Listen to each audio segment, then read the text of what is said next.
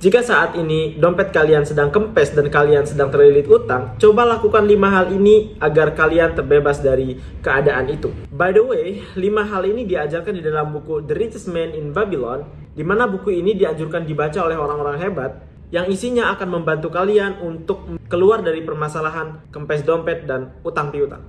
Saya tahu waktu kalian bermakna, oleh karena itu mari kita langsung saja bahas. Yang pertama, kalian harus memiliki pendapatan. Untuk mendapatkan pendapatan, kita bisa dengan cara menukarkan energi dan waktu kita untuk mendapatkan pendapatan. Misalnya kerja di tempat orang lain. Atau kita bisa menukar produk yang kita punya untuk ditukarkan dengan pendapatan atau uang. Kayak jualan misalnya. Lalu kita juga bisa menjual informasi, kayak influencer dan lain sebagainya. Lalu yang kedua adalah simpan paling enggak 10% dari pendapatan kalian. Misalnya, kalian mendapatkan 1 juta di dalam 1 bulan, maka 100 ribunya enggak boleh dipakai untuk yang lain. Simpan saja sampai ia terkumpul cukup banyak, dimana kalau dia udah banyak, lalu ada peluang datang, dimana peluang itu berupa misalnya kesempatan untuk menggandakan uang kalian tadi, maka kalian siap untuk mengambil kesempatan tersebut. Dan ketika udah terkumpul, jangan sampai kalian menggunakannya untuk hal-hal yang tidak betul.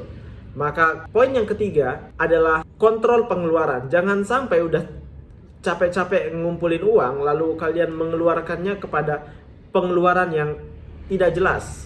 Tentukan mana kebutuhan dan keinginan sehingga kalian bisa memprioritaskan pengeluaran untuk kebutuhan terlebih dahulu dan keinginan bisa disingkirkan terlebih dahulu sampai kalian memiliki cukup uang untuk bisa memenuhi keduanya. Lalu yang keempat, buatlah uang yang sudah kalian kumpulkan tadi bekerja untuk kalian. Caranya gimana? Bisa dengan banyak cara. Tetapi di dalam buku ini ada beberapa cara yang diajarkan seperti misalnya kita berbisnis, kerjasama dengan teman untuk melakukan sebuah bisnis, uang yang tadi disimpan dijadikan modal kemudian menghasilkan uang lebih banyak. Atau bisa juga di sini adalah meminjamkannya kepada orang lalu mengambil bunga. Tapi saya pribadi tidak begitu setuju tentang bunga karena gak boleh ya, riba. Lalu yang kelima dan menurut saya ini yang paling penting adalah jangan sampai bosan untuk meningkatkan skill dan kemampuan. Baca buku yang banyak, ambil pengetahuan sebanyak mungkin, lakukan hal-hal yang bisa meningkatkan skill kalian. Jangan takut salah, salah itu adalah bagian dari proses. Orang-orang hebat itu semuanya berasal dari pemula. Dan pemula biasanya banyak salahnya. Ketika kalian udah banyak salah, kalian akan banyak belajar. Dan dari kesalahan-kesalahan itu, akan ada sebuah momen di mana kalian minim sekali salahnya. Dan orang akan mengapresiasi itu. Nah, coba sekarang lihat kepada diri sendiri.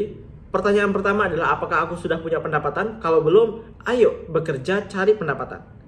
Yang kedua, kalau aku sudah punya pendapatan, berapa pendapatanku dalam sebulan? Lalu pisahkan 10%-nya untuk disimpan atau untuk membayar diri kalian sendiri, disimpan di suatu tempat yang tidak boleh diganggu gugat. Kalau kalian punya hutang, maka di dalam buku ini dianjurkan untuk menggunakan 20% dari pendapatan itu untuk kalian bayar utang. Dan kalian cukup hidup dengan 70% sisanya. Setelah itu, 70% itu kalian buat anggaran sedemikian rupa sehingga 70% itu bisa untuk menghidupi kalian sampai kalian mendapatkan pendapatan berikutnya. Begitu selanjutnya sampai mungkin 1 tahun, 2 tahun, 3 tahun, uang yang kalian simpan sebanyak 10% itu sudah lumayan banyak dan bisa digunakan untuk modal bisnis. Kalian bisa tuh punya kemampuan untuk mengambil peluang-peluang yang datang. Ada peluang A, ada peluang B, ada peluang C. Kalian bisa menggunakan uang itu untuk mengambil peluang tersebut agar uang yang kalian simpan bisa menjadi lebih banyak dan lebih banyak. Ketika uang yang kalian simpan itu sudah banyak, di satu sisi mungkin utang kalian juga udah lunas. Di satu sisi lagi, kalian masih punya pendapatan tetap sebagai seorang karyawan. Begitu seterusnya sampai kalian memiliki banyak sekali income yang masuk kepada kalian, baik dari kalian sebagai karyawan atau bisnis kalian juga jalan dan kalian berinvestasi di beberapa instrumen investasi. Lalu yang kelima, jangan lupa kalian terus mengupgrade skill dan kemampuan kalian. Terima kasih sudah menonton video ini. Bagi kalian yang pengen mendapatkan insight banyak tapi malas baca buku, channel ini akan memberikan insight tentang buku-buku yang saya baca.